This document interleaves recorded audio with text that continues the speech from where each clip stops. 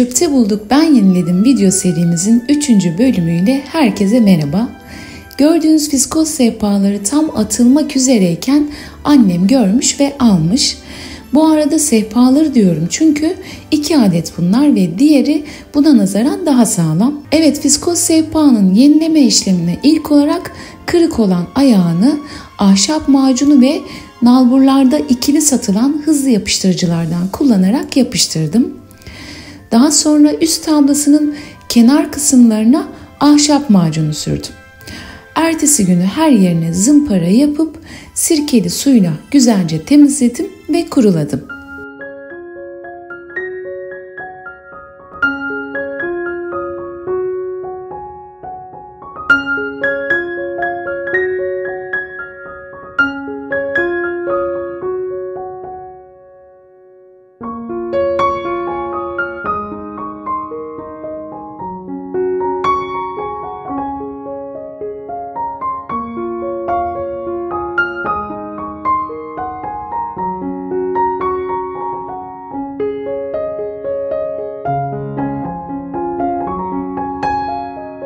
Daha sonra da rulo fırça yardımıyla üst tablasını katlar arası 24 saat kadar bekleyip 2 kat su bazlı ve kokusuz multisurface boyalarının beyaz rengiyle boyadım.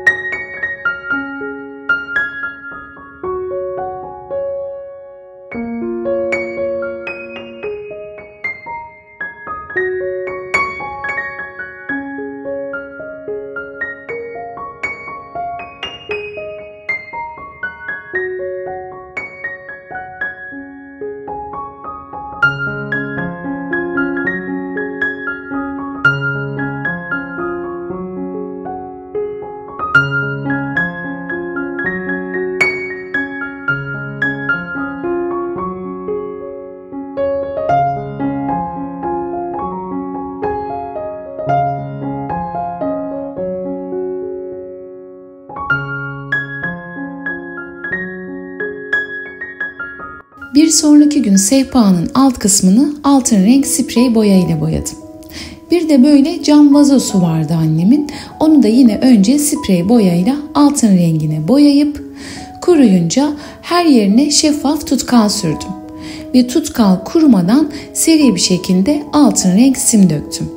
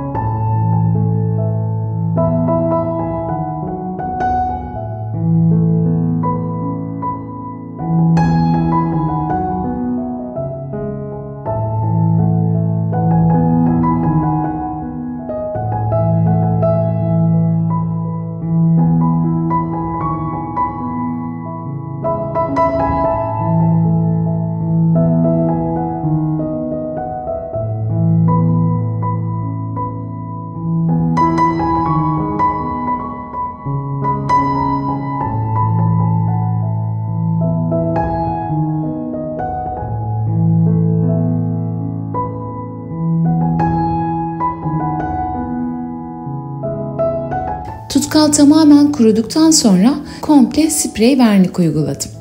Vazomuzun işlemi bitmiş oldu. Sehpanın üst kısmını mermer görünümlü yapmak için yine Multisurface boyalarından kullandım.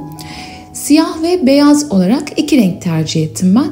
Videoda gösterdiğim gibi iki ayrı kap içerisine koyduğum boyalara göz kararı biraz su ekledim ve iyice karıştırdım. Normalde bu işlemi yaparken boya içerisine ekstradan Purring Medium ekleriz ama ben elimde olmadığı için bu işlemi bu kez onsuz yaptım. Dediğim gibi sadece boya ve biraz göz kararı su karışımı. Kıvamını videoda görüyorsunuz.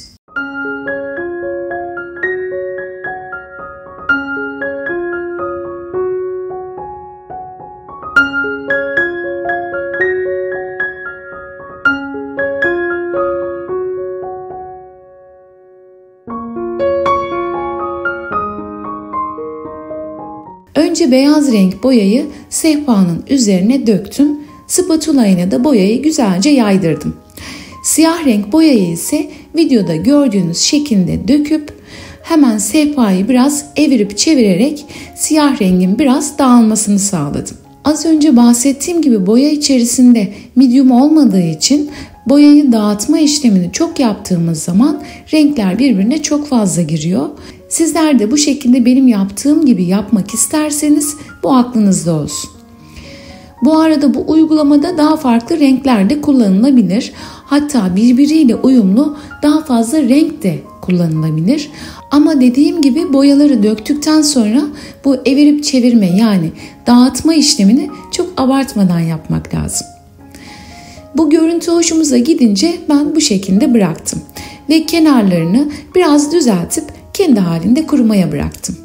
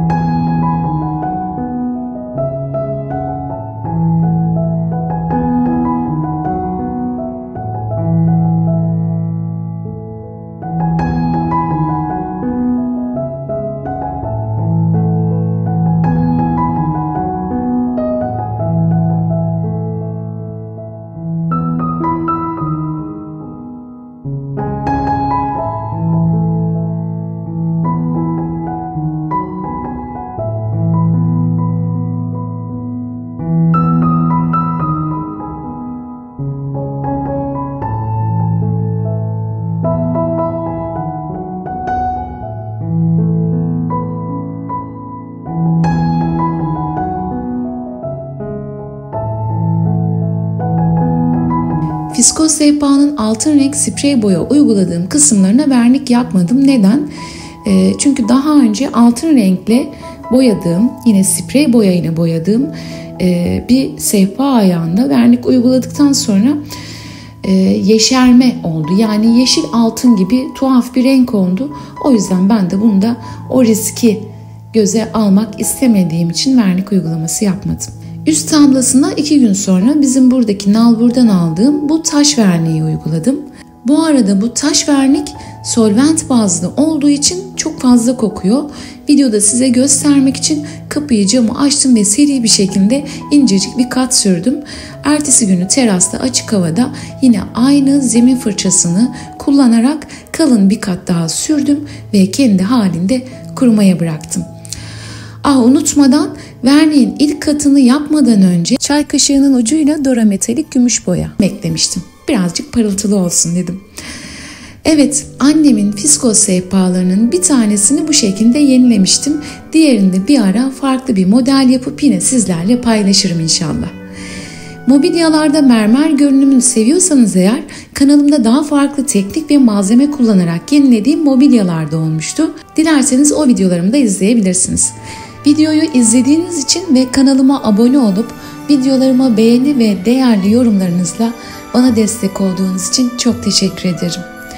Bu arada kanalıma hala abone değilseniz ve bu videomu beğendiyseniz kanalıma ücretsiz abone olup evim için yaptığım mobilya yenileme, dekorasyon, geri dönüşüm, kendi yap projelerime ait videolarımı da kanalımdan izleyebilirsiniz. Hepimiz için sağlıklı, mutlu, mucizelerle dolu günler diliyorum. Aşk ile kalın.